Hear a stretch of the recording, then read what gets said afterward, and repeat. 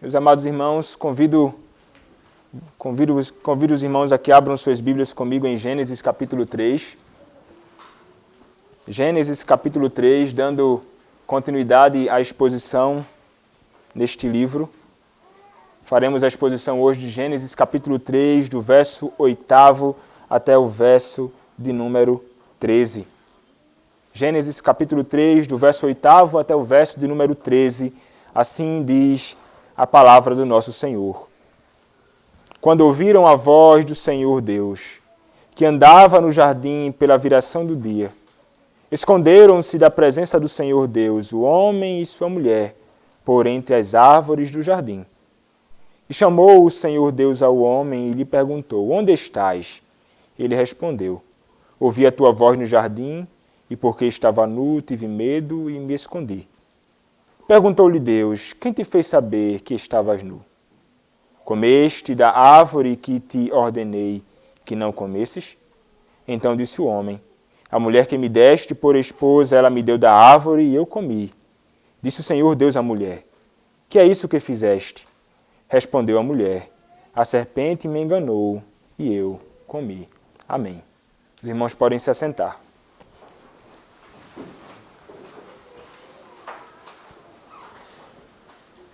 Oremos mais uma vez ao nosso Senhor. Nosso Pai, a Tua palavra está aberta, Senhor, mais uma vez, em mais um santo dia do Senhor. E o meu desejo, Pai, é expor a Tua palavra com fidelidade, Pai, diante do Teu povo.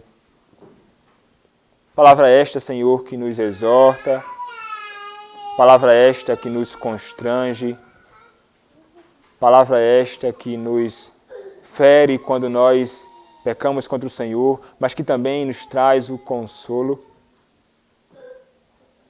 Queremos ouvir, Senhor, o Senhor falar através da pregação fiel da Tua palavra. Edifica o Teu povo, edifica, Senhor, a Tua igreja. E te peço, Pai, que o Senhor me use na manhã deste dia, para a glória do Teu nome. Que o Teu nome somente, Senhor, seja glorificado na pregação da Tua palavra.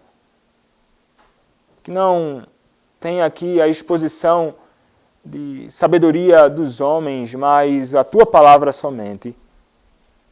Usa-me, Senhor, nesta manhã, apesar das minhas debilidades, que são muitas. É o que eu te peço, Senhor, em nome de Cristo Jesus, Teu bendito Filho.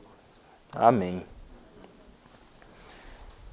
Meus irmãos, nós agora estamos diante de uma breve sessão que ainda trata sobre o que aconteceu com o homem que desobedeceu ao seu Senhor, o que aconteceu com Adão, bem como com Eva, depois de transgredirem a lei de Deus, quebrando o pacto de obras que o Senhor havia feito com o homem. Aqui nós contemplamos muito das consequências desta transgressão do homem. As consequências que o pecado trouxe ao coração de Adão e Eva. Consequências que revelaram ali que eles já não estavam mais puros como antes estavam. Como vimos nas exposições anteriores, o homem ele tinha um pleno relacionamento e perfeito relacionamento com a criação. O homem possuía um pleno e perfeito relacionamento entre ele e a sua esposa, marido e mulher, um relacionamento perfeito, harmonioso, num lugar perfeito. E o homem e a mulher possuíam também um relacionamento perfeito com o seu Senhor e Criador. Eles viviam numa condição, meus irmãos, que nós não conhecemos, nós que já nascemos em pecado. Nós que já nascemos totalmente depravados, fruto desta transgressão de Adão. E nós vimos na exposição passada a transgressão, a quebra do pacto, a desobediência ao Senhor. Que o homem, então, ele agora está morto em seus delitos e pecados. Agora afastado de Deus, o homem agora é por natureza filho da ira, filho da perdição. esta é a condição de todo o homem, de todos aqueles que são filhos de Adão. E não tem homem neste mundo que não seja filho de Adão. Não tem homem e mulher que nascerá neste mundo que não seja também filho de Adão. Todos nós pecamos nele, todos nós pecamos com ele na sua primeira transgressão, como diz o nosso catecismo.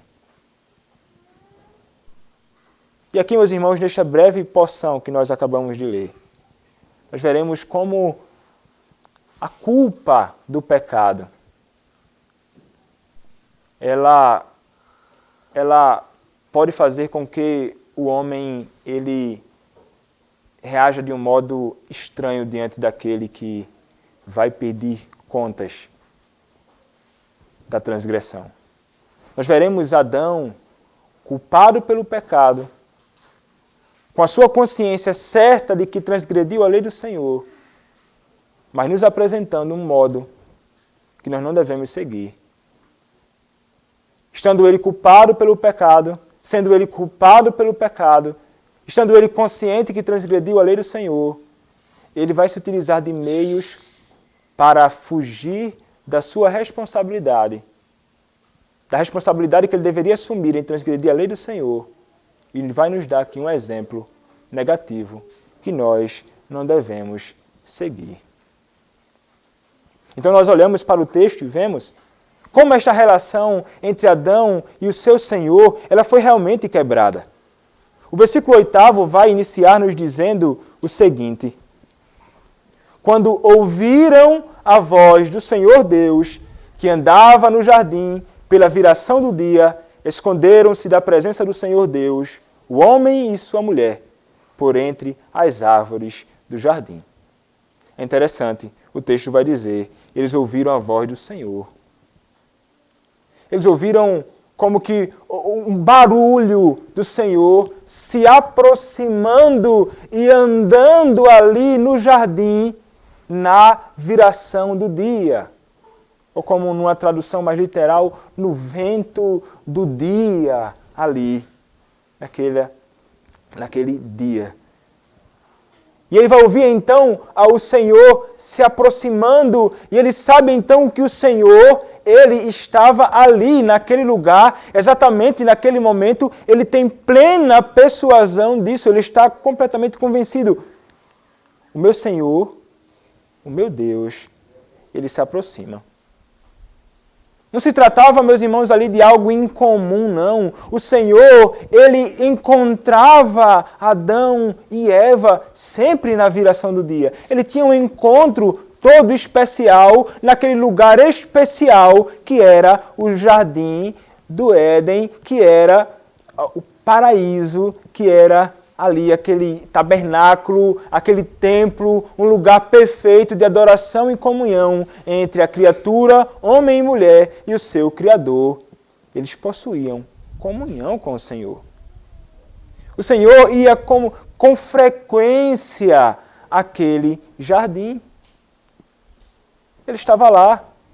Interessante, como que ele ouvisse a voz ou os passos, o som do Senhor se aproximando. Parece mais que ele está falando de Senhor como se fosse um homem, né? A caminhar lá, a falar com ele. É interessante a ideia que Moisés tenta passar para nós aqui, tentando nos apresentar de um modo que seja compreensível ao homem este encontro de Adão com o seu Senhor na viração do dia. E o Senhor estava ali, com um propósito certamente distinto de todo o propósito que ele tinha quando encontrava Adão na viração do dia. O fato, meus irmãos, é que ao invés de Adão se apressar para encontrar o seu Senhor, ao invés de Adão e Eva se apressarem para ir até o seu Senhor, para ouvir dele, para ter comunhão com ele, o que certamente é algo que todos aqueles que têm plena comunhão com o seu Deus, que estão em plena harmonia com o seu Senhor, reconciliados farão, buscarão comunhão com o seu Senhor. Eles se escondem. Eles fogem de Deus. Mas por que razão então eles fogem de Deus? Nós sabemos, a Escritura nos revela, eles transgrediram a lei do Senhor. E o fato de eles se afastarem do Senhor, se esconderem por entre as árvores do jardim, é uma evidência, é uma demonstração explícita da culpa que eles possuíam. Eles estavam plenamente convencidos de que transgrediram a lei do Senhor e que eram, portanto, culpados. Não faria sentido esconder-se senão a culpa. Foi isso que eles fizeram. Franz Schaeffer escreveu certa vez: esse é o versículo que utilizamos em nossos estudos anteriores para indicar a maravilhosa comunicação irrestrita de Deus com o homem no jardim, na viração ou vento do dia. Havia comunhão irrestrita, amizade irrestrita, comunicação proposicional irrestrita entre Deus e o homem antes da queda. Agora, porém, aquilo que era seu triunfo e alegria, a satisfação de sua necessidade, um ponto de referência infinito e pessoal com quem poderia ter comunhão e comunicação, tornou-se a razão de seu medo. Ele ia encontrar Deus face a face. Agora que o homem ergueu seu punho contra Deus, o que fora tão maravilhoso tornou-se apenas razão para medo, porque Deus estava realmente ali. Deus realmente estava no jardim. Então, meus irmãos, a culpa por causa da transgressão do pacto de obras fez com que Adão e Eva ficassem envergonhados. Eles já estavam se sentindo realmente culpados pela transgressão da lei de Deus e então eles ficam envergonhados. A culpa vai gerar também esta vergonha e eles procuram então esconder-se entre as árvores. E, meus irmãos, eles não só se sentiam culpados, mas eram realmente culpados. Verdadeiramente culpados. A culpa da quebra do pacto estava sobre eles. A culpa do pacto estava sobre eles. Não poderia ser diferente, então. Mas é interessante notarmos eles tentando se esconder do Senhor entre as árvores do jardim que o próprio Senhor fez, do próprio jardim de Deus. A culpa os fez desejar fugir do Senhor e tentaram fazer isso ali se escondendo. Mas como, meus irmãos, poderiam fugir daquele que é onipresente e onisciente? Como poderiam se esconder entre as árvores do jardim daquele que está em todos os lugares ao mesmo tempo? O Senhor certamente sabia onde eles estavam. O Senhor certamente sabia. O nosso Deus é um Deus, meus irmãos, onipresente. Não existe lugar que Ele não esteja. Você pode imaginar, e quanto ao inferno, até lá o Senhor faz a sua presença, revelando a sua ira contra aqueles que não creem no seu Filho. O nosso Senhor, Ele está em todo lugar, não há lugar que Ele não esteja. E Ele sabia exatamente onde aqueles dois, Adão e Eva, haviam se escondido. Contudo, o Senhor, como se não soubesse onde Adão estava, faz uma pergunta inicial. Versículo de número 9. E chamou Deus, o Senhor Deus ao homem e lhe perguntou: onde estás? Olha só, como assim? E o Senhor não sabe não onde é que ele estava? Certamente sabia. Mas o Senhor os chama. O Senhor quer que eles escutem a sua voz e então atendam, respondendo devidamente àquela sua pergunta. E isto é importante, meus irmãos, é importante notarmos nesta narrativa o que o Senhor, Ele vai fazer. A quem o Senhor chamou? E chamou o Senhor Deus ao homem. Quem foi que o Senhor chamou ali? O Senhor chamou Adão. Isso, meus irmãos, é importante nesta narrativa. Porque o Senhor não chamou a mulher. Se foi ela primeiramente quem pegou do fruto e deu a sua esposa. Por que razão, então, Adão e não Eva? Meus irmãos, a razão é porque ele, Adão, era o cabeça federal ou o representante de toda a humanidade. Era Adão o representante de toda a sua posteridade. Ele nos representava no princípio. Ele era o meu e o seu representante. Por essa razão, o Senhor, então, vai se dirigir a ele, perguntando, não a mulher. Ele vai chamar o homem à responsabilidade, porque o homem possui esta responsabilidade, não a mulher. Isso lá, no princípio, isto hoje ainda, o Senhor é aquele que sempre chamará o homem à responsabilidade. O homem sempre será convidado pelo Senhor para prestar uma sincera confissão diante dele por toda e qualquer coisa que esteja acontecendo na sua vida, com a sua esposa, no seu casamento ou na sua família. O Senhor chamará o homem. Porque o homem, ele é responsável. E o que o Senhor desejava então? O Senhor desejava que Adão aparecesse diante dele, mas de modo diferente, não da forma que apareceu. De modo diferente, falando com sinceridade aquilo que fez, mas Adão então, ao invés de prontamente confessar ao Senhor o seu pecado com sinceridade, ele vai responder: ouvi a tua voz no jardim, e porque estava nu, tive medo e me escondi.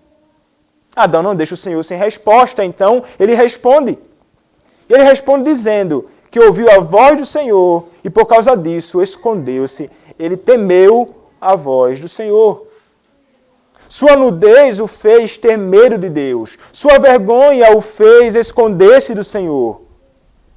E este medo inapropriado é uma das consequências da desobediência. Não havia anteriormente medo do Senhor. Havia amor, alegria, paz diante do seu Deus. Medo algum não existia ali. Antes da queda, como mencionei no início, havia plena comunhão e prazer entre Adão e Eva e o seu Deus, mas agora não mais. Agora, qual o desejo do homem? Ele vai dizer: eu tive medo e me escondi. Ele está querendo dizer assim: agora o meu desejo é estar bem longe do Senhor. Ele estava se afastando do seu Deus. Meus irmãos, isso é o que a culpa faz com muitos. É fugir do Senhor. É esconder-se do Senhor. A consciência da culpa o deixou com medo, mesmo ele não reconhecendo isso inicialmente. Ele deveria dizer: estou escondido porque quebrei a tua lei. Não porque tive medo da tua voz, mas porque transgredi os teus mandamentos. Esta deveria ser a pronta confissão dele. Eu me escondi porque eu desobedeci a ti. Eu me escondi porque eu não te amei verdadeiramente como deveria te amar. Ao desobedecer-te, Senhor, eu revelei que meu coração não estava no lugar certo. Havia, meus irmãos, esse esconder de uma verdadeira confissão. E havia ainda um temor, um medo das punições como consequência dessa desobediência, porque Adão estava muito consciente que se ele quebrasse a lei do Senhor, se ele quebrasse o seu pacto, ele morreria. Adão não era alguém que não conhecia esta realidade. O que Adão efetivamente disse a Deus foi: ouvi a tua voz no jardim porque estava nu, tive medo e me escondi. O que Adão deveria ter dito é que ele estava com medo porque havia errado. Em vez disso, ele tentou encobrir a sua culpa. Ele tentou encobrir a sua culpa. Mas, meus irmãos, a consciência do pecado não abandonou ele. A consciência de ter transgredido a lei do Senhor não abandona o homem até que haja verdadeiro arrependimento do seu pecado. Até que haja verdadeiro reconhecimento do seu pecado. Até que haja não somente o verdadeiro reconhecimento do pecado, mas também o favor de Deus em perdoar. A consciência da culpa deveria fazer Adão buscar ao Senhor naquele momento. Não se esconder dele. Mas a presença maravilhosa de Deus, que era preciosa para o homem, agora, de modo algum, ela é preciosa, porque este homem, ele está totalmente desregulado, as suas afeições, o seu coração está totalmente errado, agora ele possui inclusive uma visão errada do seu Senhor. Adão, ao sentir-se culpado pela transgressão da lei, ele sentia-se culpado, mas além disso, ele não estava pensando corretamente acerca de quem Deus é. Então ele foge de Deus, e o fugir de Deus é fruto dessa visão equivocada. Porque é fruto da ideia de que Deus é somente um Deus santo e que estabelece justiça, condenando assim o pecador, e somente isto. É como se ele não visse Deus como além desses atributos, justiça e santidade. Então, como me prostrar diante deste Deus? Como falar do meu pecado se Ele me punirá? Mas não deveria ser assim. Ele deveria ver Deus como um Deus cheio de misericórdia. Aquele Deus que estava concedendo ali, naquela ocasião, a graça de confessar o seu pecado e encontrar perdão. Sim, meus irmãos, o fato de o Senhor procurar o homem perguntando e dialogando com ele é uma prova da bondade do Senhor. Porque o Senhor poderia simplesmente puni-lo. O Senhor poderia ter, naquela ocasião, fulminado Adão e Eva. O Senhor, naquela ocasião, poderia ter simplesmente destruído. Era este o acordo, foi esta a lei que, no nosso pacto que acordamos, vocês serão punidos e acabou-se. Mas o Senhor não faz isso. O Senhor os convida à confissão dos pecados, ao arrependimento e a encontrar também nele perdão, porque não há nenhum outro lugar que possamos encontrar perdão que não seja no próprio Deus. Mas Adão não faz isso. Adão permanece com a sua culpa. Adão permanece com a sua consciência ferida por ter transgredido a lei do seu Deus e culpado e envergonhado.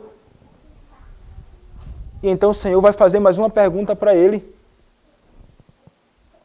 Perguntou-lhe Deus, verso 11: quem te fez saber que estavas nu?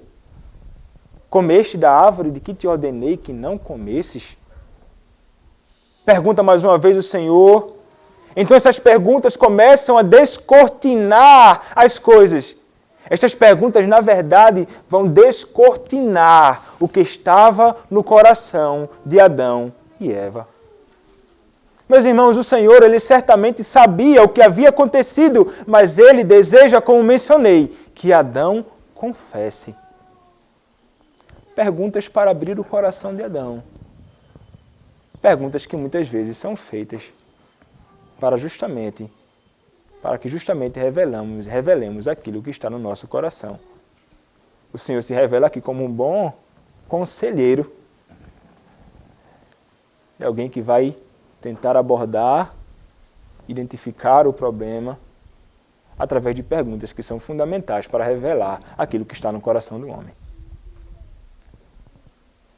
Mas o que Adão faz então? O verso de número 12 vai dizer: então disse o homem, a mulher que me deste por esposa, ela me deu da árvore e eu comi. Vejam só a resposta de Adão. Adão, ele responde, mas de modo errado. Ele não responde da forma que o Senhor esperava. O que Adão deveria fazer aqui então? Adão, ele deveria assumir a sua responsabilidade pelos seus atos, mas não faz. Meus irmãos, o fugir de uma verdadeira confissão, de um reconhecimento do pecado, é um fruto também deste pecado original. E aqui Adão está revelando como seu coração está distante daquilo que o Senhor o criou para ser. O homem foi criado em conhecimento, retidão e santidade. O homem era perfeito, com toda a capacidade de cumprir a lei de Deus, mas aqui parece que ele não está nem um pouco disposto a cumprir a lei do Senhor e também já não é mais capaz. Ao invés de dizer, falhei, Senhor, sou culpado, ele vai lançar a culpa na mulher. Ele disse assim, a mulher que me deste. Foi por causa da mulher que eu pequei. Ela deu ouvido a Satanás, a serpente, pegou do fruto, me deu, comi. A culpa é dela. A culpa é da mulher que o Senhor me deu. E é interessante notarmos aqui, meus irmãos, que ele não coloca a culpa somente na mulher.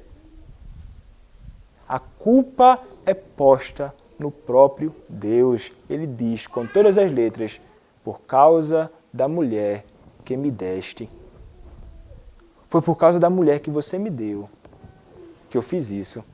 Como se ele estivesse querendo dizer que é o Senhor é culpado, porque o Senhor me deu aquilo que me trouxe a ruína. Foi o Senhor. Veja como é estranho Adão falar coisa desta natureza. O que foi que Adão disse no capítulo 2? E a costela que o Senhor Deus tomara o homem, transformou-a numa mulher e lá trouxe. E disse o homem, esta afinal é osso dos meus ossos e carne da minha carne, chama-se-á varoa, porquanto do varão foi tomado. Ele escreve uma poesia para esta mulher e agora ele acusa esta mulher, ele acusa o próprio Deus de serem culpados. O Senhor, sobretudo, para ele, é o culpado. Ele vai acusar o seu próprio Deus. Como isto é terrível.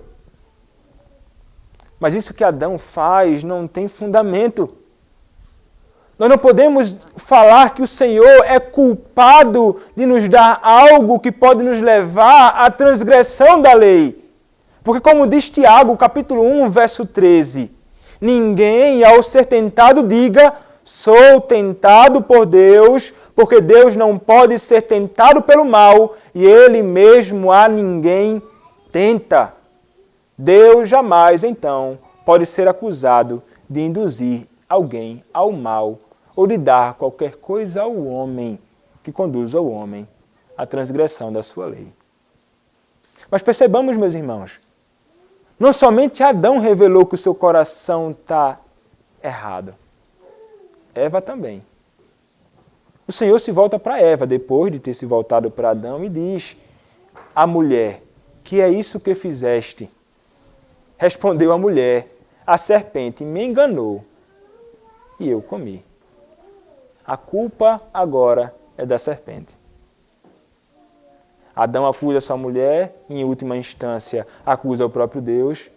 A mulher então diz, foi a serpente, ela me enganou, eu cedi e a culpa é da serpente, a culpa não é minha não, a culpa é dela, foi ela que fez com que eu transgredisse a sua lei. Culpa nenhuma eles querem sobre si. Homem algum quer se sentir culpado. Ambos fogem da responsabilidade ali. E vejam só, como o pecado então fez com que houvesse confusão. Confusão no sentido vertical, com Deus sobretudo, mas também horizontalmente. Aquela relação de perfeita harmonia que existia antes entre Adão e Eva, agora não existe mais. O que existe agora é culpa e apontar o dedo um para o outro e dizer, foi ele. A culpa não é minha, a culpa é dela. Percebam, meus irmãos, essa é a consequência do pecado. Não existe mais agora algo perfeito ali. Ninguém se responsabiliza pelos seus atos. o homem foge da sua responsabilidade. E você pode perguntar então, será que isso ficou no passado? Será que Adão foi o único que fez isso? Alguns vão dizer assim, não, quando o homem acusa, e com frequência nós vemos isso, acusando, a culpa não é minha não, a culpa é... Aí diz assim, essa é síndrome de Adão. Você está só replicando o que Adão fez. O homem, ele continua muitas vezes fugindo da responsabilidade. Nós, homens, continuamos fugindo muitas vezes de assumir a nossa responsabilidade, de assumirmos a culpa. Como nós temos encarado o pecado que cometemos? Como você tem encarado o pecado que você comete, homem? Quem você tem culpado por causa do seu pecado? Quem é a vítima? Para quem você tem apontado o dedo? Muitas vezes os homens falham no papel como homem, por exemplo, no ensino e no cuidado da sua esposa ali no lar, no ensino dos seus filhos e no cuidado com as coisas da casa. Então ele falha e ele se vê frustrado por causa disso. E então você pode perguntar para ele qual a razão da falha. A maioria dos homens esmagadores vai dizer: a mulher não me ajuda. A mulher que foi me dada para auxiliar, ela não me auxilia nestes deveres, não. Então, por que esta mulher, ela não me ajuda nos deveres, no cuidado com os filhos, na instrução com os filhos, eu tenho falhado miseravelmente na minha responsabilidade? Porque ela não me ajuda nem para que eu pastoreie o seu coração, nem para que pastoreie os meus filhos. A culpa é da mulher. No final das contas, ele diz, a culpa é da mulher que tu me deste. Por isso eu tenho falhado. Ele não diz, eu, Senhor, miseravelmente tenho negligenciado estes deveres. Eu assumo a minha responsabilidade e a minha culpa. Poucas vezes você escutará um homem falar isto com todas as letras. Falhamos em ser o cabeça do lar, tomando muitas vezes decisões que não são boas para a família. Mas qual a razão da falha? Muitas vezes ele vai acusar a mulher que me deste mais uma vez. Não, a culpa é dela. Ela que estava apressada, ela que estava querendo sair do lugar onde estávamos, ela que não estava satisfeita com aquela condição, mas por que ela, e então toma essa decisão precipitada e a culpa é dela. Não. Quem é o cabeça da casa? Quem foi chamado para assumir a responsabilidade no lar? No final das contas, o Senhor não vai cobrar dela, vai cobrar de você, que é o homem. E muitas vezes o homem tenta colocar a culpa na mulher. O casamento ele está indo de mal a pior. E você pergunta então, qual a razão? Ele vai responder mais uma vez, a mulher que me deste. Muitos dos casos de aconselhamento é isso que você vai encontrar. O problema está acontecendo, você questiona o homem e ele vai apontar o dedo. Não, o problema é dela. Ela é insubmissa, ela é cabeça dura, ela é apressada, ela é orgulhosa, ela é isso, ela é aquilo. E quanto a você? Ele não assume a responsabilidade dele. A mulher pode até ter culpa em muitas coisas, mas a responsabilidade do bom andamento do casamento é do homem. O Senhor vai cobrar ao homem. E o que diremos, pois, diante do Senhor? Em falharmos nas nossas responsabilidades. Meus irmãos, são vários casos onde os homens culpam as mulheres pela falta de assumir o seu papel devidamente, por falhar nos seus deveres no casamento. Adão fez isto. Muitas vezes nós também não assumimos a nossa responsabilidade, não assumimos a culpa pelos nossos próprios pecados. Mas vejam, isso não fica com o homem somente. A mulher também, ela semelhantemente a Eva, bota a culpa em outras coisas por causa dos seus pecados. Quer dizer, bota a culpa em outras coisas e não assume os seus pecados. ela é insubmissa ao marido. Então você vai perguntar por que razão?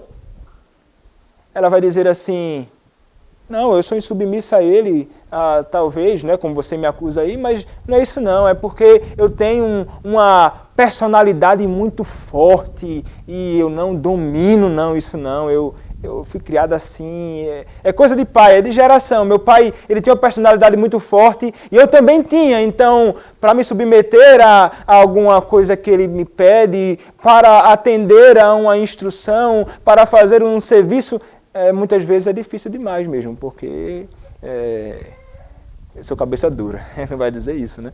Mas minha personalidade é muito forte. Eu não vou ceder assim tão fácil. O meu problema está nessa personalidade que foi passada do meu pai para mim, está aqui no meu sangue. Como tirar isso aqui? Como mudar o sangue? Esta é a minha natureza, isto é natural a mim. Ao invés de assumir a realidade que ela é alguém que não se submete, sobretudo, ao seu Senhor, ao seu Deus, e que não teme verdadeiramente. Porque se temesse verdadeiramente, em submissão agiria no lar. Ela simplesmente revela um coração que não está no lugar certo, não teme ao seu Senhor. Não me submeto ao meu marido, por que razão? A razão é porque meu pai, quando eu era jovem, era um homem muito exigente. E ele me transformou nesta pessoa assim. A culpa é do meu pai, Freud disse. A culpa não é minha, não. Freud disse que a culpa é minha, é do meu pai lá. É no passado, né? E tira a responsabilidade totalmente da pessoa hoje. A pessoa não é responsável pelo seu pecado hoje. A mulher nem o homem, no aconselhamento, segundo os psicólogos, não é o responsável. Qual o problema? Foi lá no passado. E agora? Não, o problema foi lá, por isso que eu sou assim. E vou continuar assim, vivendo assim, eu sou assim, nasci assim, vou viver assim. Esta é a minha realidade. De forma alguma. Colocando a culpa nos pais, quando na verdade a culpa pela insubmissão não é uma transgressão do pai, mas uma transgressão da pessoa hoje. O que a pessoa deveria fazer então? Arrepender-se deste pecado. Você é culpada, não seus pais. Não consigo me dedicar ao meu esposo, aos cuidados do meu esposo e meus filhos. Por que razão? Porque meus pais me criaram para outra coisa. Meus pais me criaram para viver de um modo diferente. Meu pai não me criou para me dedicar a tais coisas. Então a culpa minha está na criação que meus pais me deram. Está lá, no fundamento. Foram eles que me instruíram assim. Não sou responsável por isso. Eu cresci assim. Morei 25 anos debaixo do teto dos meus pais. E aí? Como mudar isso? A culpa é dos meus pais. Não. A culpa é sua. Quem tem transgredido a lei é você, não os seus pais. A mulher fala demais sem pensar e acaba ferindo o marido e outras pessoas ao lado. Por que razão? Porque eu herdei da minha família um impulso para falar apressadamente. Eu falo e é isso aí, é mais forte do que eu. Então, não é necessariamente a culpa minha. Isso é algo que está em mim. E como mudar?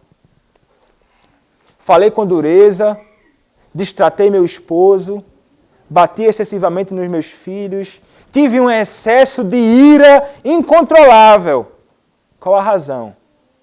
Ela vai dizer, é porque eu estou naqueles dias. Os dias que... Como controlar? Como controlar quando meus hormônios parecem que não estão no lugar devido?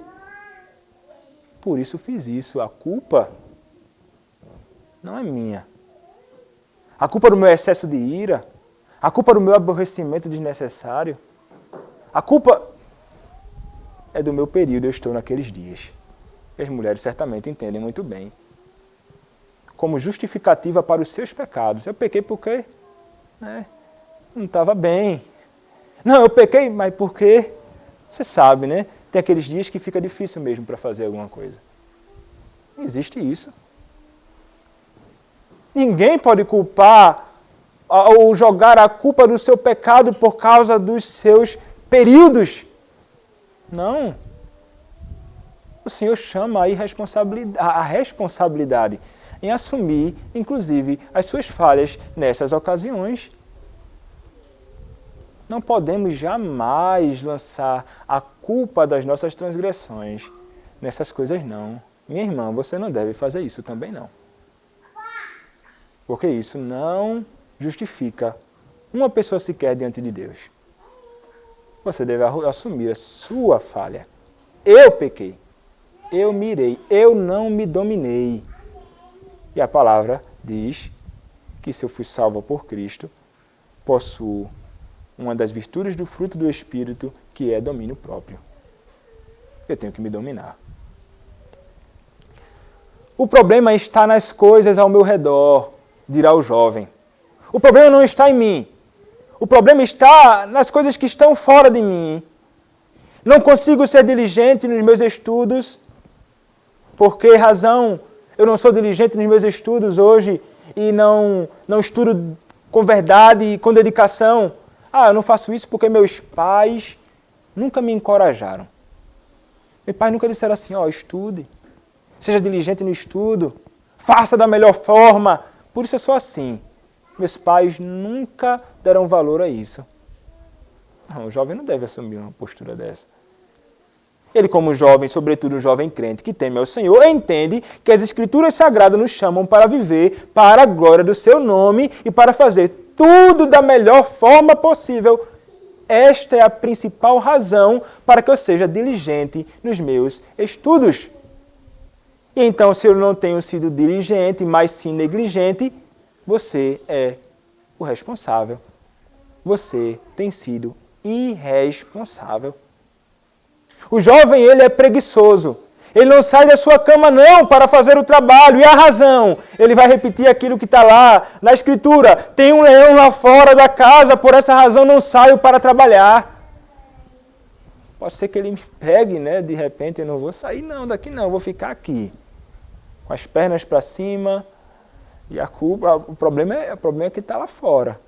O problema não está em mim.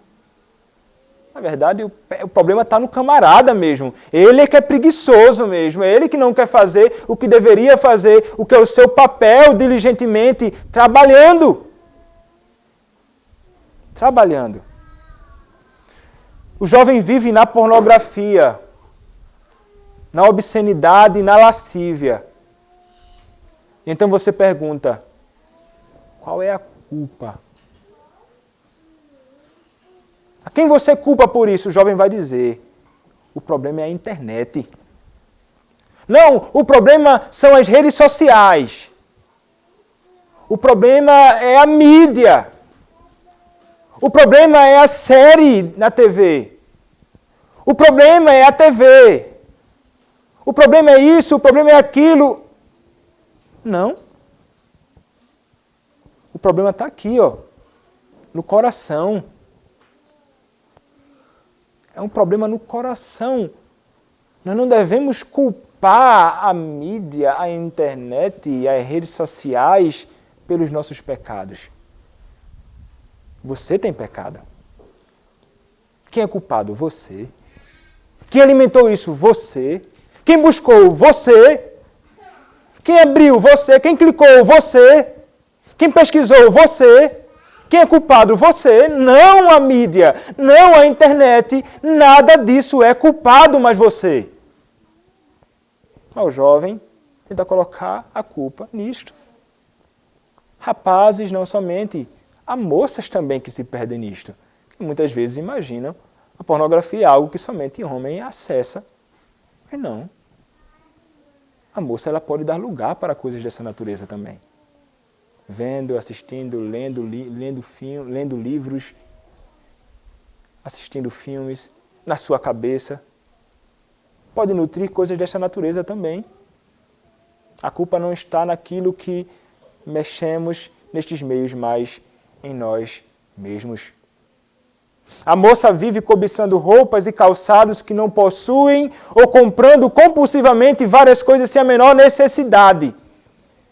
Sapatos geralmente é o que mais compram.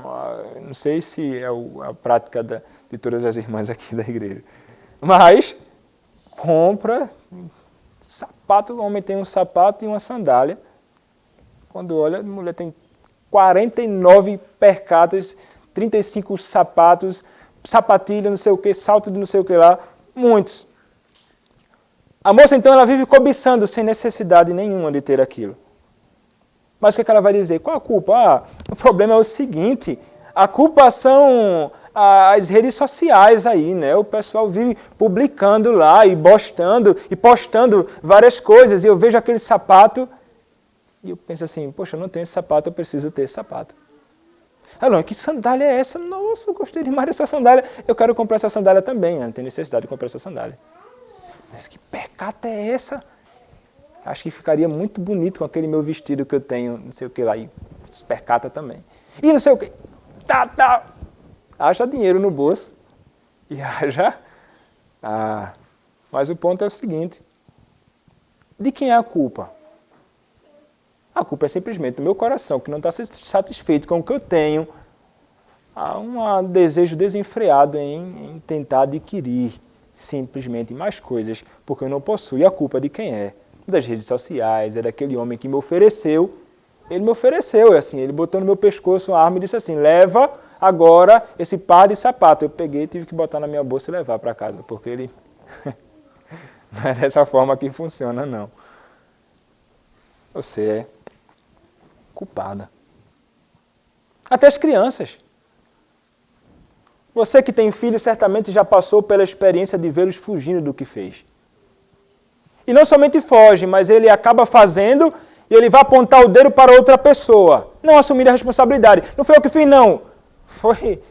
Tá, o menininho lá sabe nem falar. Foi ele que fez aqui. Aí o menino não sabe falar nada, nem confessar o seu problema direito, nem falar que foi outra pessoa. Então ele, opa, foi lá. O menino assume a sua responsabilidade. Ele quebrou um copo na casa. Ao invés de ele confessar ao seu pai que pecou ou que ele quebrou o copo, o pai vai questionar, às vezes até mesmo sabendo que o filho fez isso, esperando dele uma confissão daquilo que ele fez. E o menino, opa, não, foi... Sei lá, papai, eu passei assim, sem querer, bati no copo e caiu no chão aí. Passei rápido aqui, o vento girou o copo caiu aí da quina do mármore no chão. Aí vai tentar inventar várias saídas, né? Fugindo da sua responsabilidade. Muitas crianças fogem da responsabilidade mesmo. Ela vai tentar não ter a culpa sobre si, porque ela sabe que pode ser punida. Especialmente quando ela faz algo que o pai reprova. O pai diz, não faça isso. Ela faz, então ela se esconde, ela foge. Ela vem com conversinha, ela vem abraçando o pai, dando beijo no pai, e tentando ganhar o pai e a mãe. Depois o pai, eu estou ligado em você, você quebrou, dá uma taca nela. Mas ele vai tentar fazer de vários artifícios para tentar fugir da culpa daquilo ali. As crianças fazem isso revelando o seu coração pecaminoso. As crianças pecam, e assim, essa questão de não assumir responsabilidades está em todo lugar.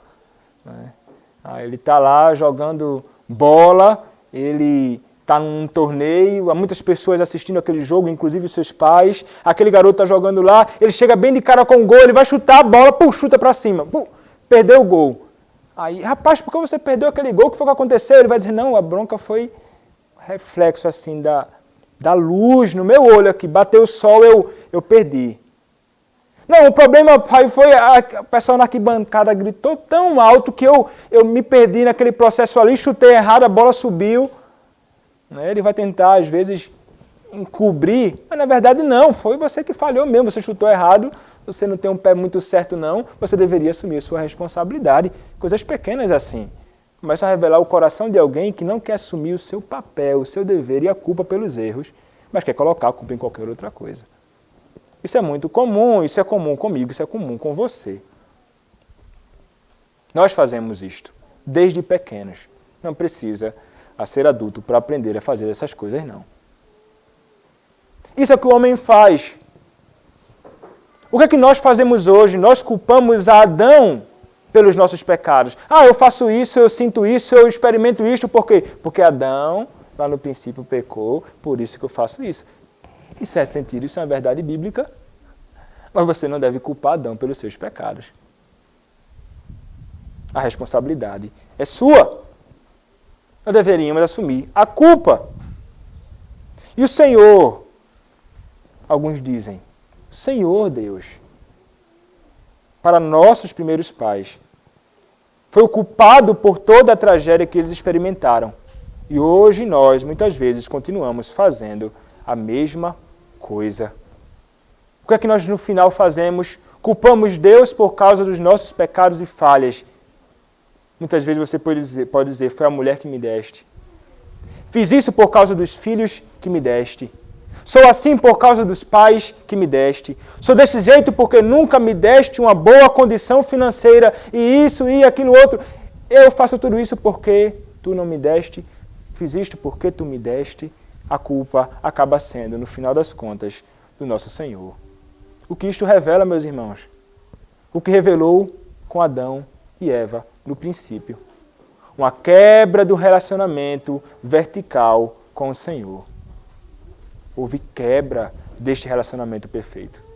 Assim como o pecado de Adão afetou o relacionamento com Deus, nosso pecado afeta nosso relacionamento com o nosso Senhor. Já não existe tanta harmonia como deveria existir antes. Não existe harmonia no seu relacionamento com o seu Deus por causa dos seus pecados. Inclusive pecados desta natureza.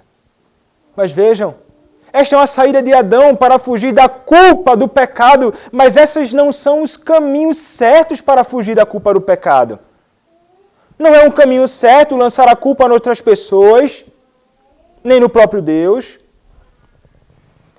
E a culpa por causa dos pecados não deveria nos conduzir a fugir ou nos esconder de Deus. Vimos então, primeiramente, o primeiro erro. Tentar colocar a culpa em outras pessoas, que não deve acontecer. E um outro erro é fugir do Senhor, ao invés de correr até Ele. Adão fugiu do Senhor, não correu para Deus. E nós não devemos seguir os passos de Adão, não. A culpa não nos deve afastar de Deus, como fez Adão, mas deve nos dirigir até Ele. Como escreveu David Powlison, o que você faz quando se encontra afogando em autocondenação? O resultado normal depois que fazemos algo errado ou achamos que fizemos alguma coisa errada é sentir culpa, vergonha, pesar e remorso. Mas o que vem em seguida? Fomos criados para buscar e encontrar misericórdia e refúgio no acolhimento amado de nosso Pai. Mas quando não estamos despertos para as misericórdias de Cristo, e parece que Adão não estava desperto para as misericórdias de Deus, em quem ele encontraria perdão, o que se segue é um ciclo previsível e repetitivo de autorrepreensão, resoluções por mudanças, penitências autopunitivas, tentativas de perdoar a nós mesmos, racionalizações vazias, tentativas de compensar o erro com atos bons, esconder a si mesmo, escapismo para anestesiar a dor e vergonha e, finalmente, o desespero. Finalmente, o desespero. Pense no que você faz quando se sente culpado pelo pecado que cometeu contra o Senhor. Alguns comem em excesso, outros vão às compras compulsivamente, outros bebem irrefreadamente, outros partem para as drogas, outros dormem demais. Meios que imaginam que através destes meios eles conseguirão encontrar uma paz para a culpa do seu pecado. Quando muitos pecam contra o Senhor e se sentem culpados pelo pecado, inclusive faz muitas pessoas abandonarem inclusive a adoração pública a Deus. Pequei contra o Senhor, me sinto tão culpado, não vou à casa do Senhor, eu acho que não sou digno de estar lá, e isso, aquilo, outro, eu não vou à casa de Deus, eu não vou adorá-lo, Ele não vai querer estar no culto a Deus, porque estar no culto a Deus é estar na presença de Deus. E a presença de Deus, para muitos que se sentem culpados, não é desejável, como não era desejável para Adão ali no início. Mas, meus irmãos, a consciência culpada deve nos levar a algo bom. E aquele que é sumamente bom. Ver Deus corretamente é algo fundamental. Não podemos ver Deus apenas como um Deus justo e santo, mas como aquele Deus que é todo cheio de misericórdia. Então a certeza de que Deus é perdoador deve nos conduzir a Ele, como o salmista no Salmo de número 130 que lemos. O salmista, ele passou a ter a certeza de que poderia encontrar o perdão no Senhor. Por que razão? Porque contigo está o perdão. Contigo, Senhor, está o perdão para os meus pecados. Ele não se lançou no pecado e deixou Deus de lado. Ele estava nas profundezas, angustiado, mas ele eleva os seus olhos para o seu Senhor. Ele eleva os seus olhos para o seu Deus. Ele eleva os seus olhos para aquele que pode fazer com que a culpa do seu pecado seja desfeita. É o Senhor. Como escreveu um estudioso, a culpa pode ser algo bom se ela nos levar ao caminho certo. Se você não o encontra, a culpa pode destruí-lo, se não encontra o caminho certo. Davi descreve a dolorosa experiência da culpa no Salmo de número 32 que nós cantamos. Enquanto escondi os meus pecados, o meu corpo definhava de tanto gemer, pois de dia e de noite a tua mão pesava sobre mim. Minha força foi se esgotando como em tempo de seca. O caminho certo é o caminho que trilha até Deus. É um caminho de confissão a Deus e arrependimento. É exatamente aquilo que o Senhor esperava de Adão no princípio, quando questionou. Confissão sincera do pecado e arrependimento. O Senhor sabia o que tinha acontecido com Adão, mas ele queria confissão. Meus irmãos, o que nós devemos fazer é correr para Deus confessando os nossos pecados sinceramente. Confessando nossas iniquidades uma por uma, caso seja possível. Reconhecendo nossas falhas e misérias sem tentar encobri-las ou lançar sobre outras pessoas. Na confissão sincera não existe espaço para foi a mulher que me deste ou foi a serpente. O que nós devemos fazer é ir ao nosso Pai, sem temor, sem medo. Por que razão? Porque sendo Ele o nosso Pai, Ele ouvirá a nossa oração. E sendo a confissão sincera dos nossos pecados, Ele ouvirá a nossa oração, Ele ouvirá a tua oração e te perdoará. Isto é uma certeza que o Senhor nos garante em Sua palavra. Confessando os nossos pecados verdadeiramente, de coração, ao nosso Deus. A Sua palavra nos garante a certeza do perdão que nós podemos encontrar nele. Podemos então nos achegar ao Senhor, ao trono da graça do nosso Deus, ousadamente, clamando pelo perdão dos nossos pecados. Esse é um passo fundamental. O outro é não somente uma confissão dos nossos pecados, mas é um verdadeiro arrependimento. É estar verdadeiramente arrependido dos pecados que cometeu contra o seu Senhor. O Senhor ele vai fazer uma repreensão a Adão, carregada de bondade e um verdadeiro chamado ao arrependimento no seu diálogo ali. Este mesmo Deus nos chama com uma bondade e uma repreensão carregada de bondade e nos convida ao arrependimento dos nossos pecados. Ele nos chama dizendo, arrependei-vos dos vossos pecados. E arrependimento, meus irmãos, é abandonar o pecado de fato. É dar as costas para o pecado e se voltar para o seu Senhor. É correr para Ele, dando giro contrário à iniquidade que cometíamos. É odiar o pecado, é amar o Senhor, é odiar a iniquidade, é amar a justiça, semelhantemente ao nosso Deus. Então é confissão de pecado e abandono do pecado no verdadeiro arrependimento. É isto que o Senhor espera dos seus. Nós podemos estar certos, e eu repito, o Deus que escuta a nossa oração é um Deus que é misericordioso. O Salmo de número 25, versos 6 e 7, bem como o verso 11, nos diz: lembra-te, Senhor, ele vai apelar às misericórdias de Deus. Lembra-te, Senhor, das tuas misericórdias e das tuas bondades, que são desde a eternidade. Não te lembres dos meus pecados da mocidade, nem das minhas transgressões. Lembra-te de mim, segundo a tua justiça? Não. Ele vai dizer, lembra-te de mim, segundo a tua misericórdia. Por causa da tua santidade, ele vai dizer, não, por causa da tua bondade, ó Senhor. Por causa do teu nome, Senhor, perdoa a minha iniquidade, que é grande. Meus irmãos, ele vai apelar à misericórdia do Senhor.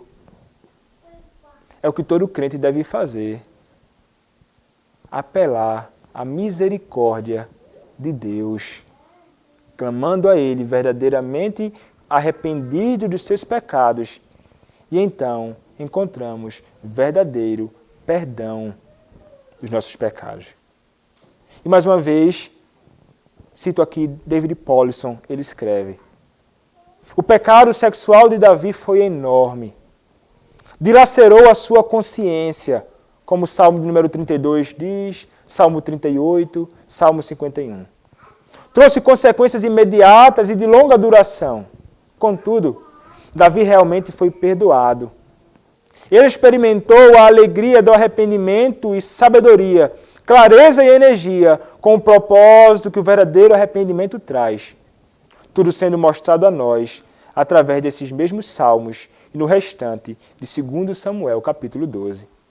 Note como Davi, de maneira radical, apela à qualidade pelas palavras. Tua misericórdia, bondade, ó Senhor. A própria consciência de Davi o lembra muito bem do que ele fez, mas ele apela ao que Deus escolhe lembrar. Com efeito, quando Deus olha para mim, será que Ele lembrará de meu pecado ou suas misericórdias? Ó Senhor, quando pensas a meu respeito, lembra-te de ti mesmo. O entendimento dessas últimas poucas sentenças mudará para sempre a nossa experiência de fracasso.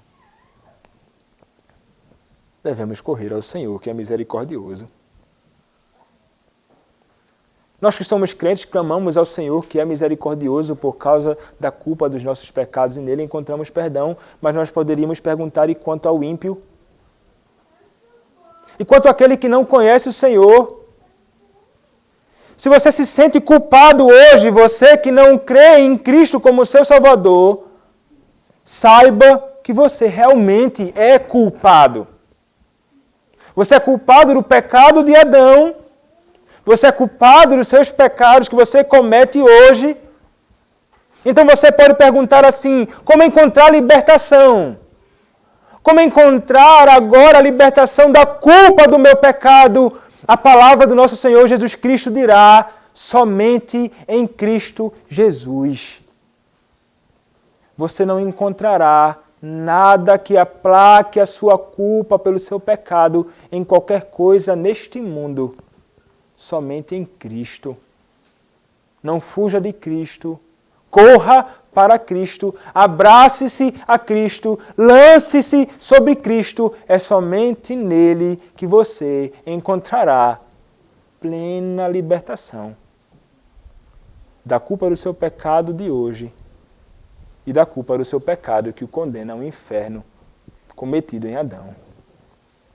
E nós, crentes, podemos nos alegrar, porque nós encontramos o grande consolo no nosso Senhor. O nosso consolo é o nosso Senhor. É Ele quem perdoa todas as nossas iniquidades. É Ele quem perdoa todas as tuas iniquidades. Amém. Oremos, meus irmãos, ao nosso Senhor. Nosso amado Deus, como é bom saber, Senhor, que em Ti nós encontramos o perdão pelos nossos pecados. Que no Senhor encontramos perdão. Quando estivermos culpados, Pai, por transgredirmos a Tua lei, quando estivermos culpados, Senhor, de não atentar à Tua lei, quando transgredirmos os Teus mandamentos, Senhor, não permita que fujamos de Ti. Não permita que corramos no sentido contrário do Senhor, mas que corramos para o Senhor. E que confessemos os nossos pecados ao Senhor. E no Senhor encontraremos o perdão. Ajuda-nos, Senhor. Ajuda-nos, Pai. E ajuda-nos também a sermos diligentes nos Teus caminhos, vivendo de modo digno do Teu Evangelho. Abençoa-nos, Pai, é o que eu te peço, em nome do Senhor Jesus Cristo, Teu bendito Filho. Amém.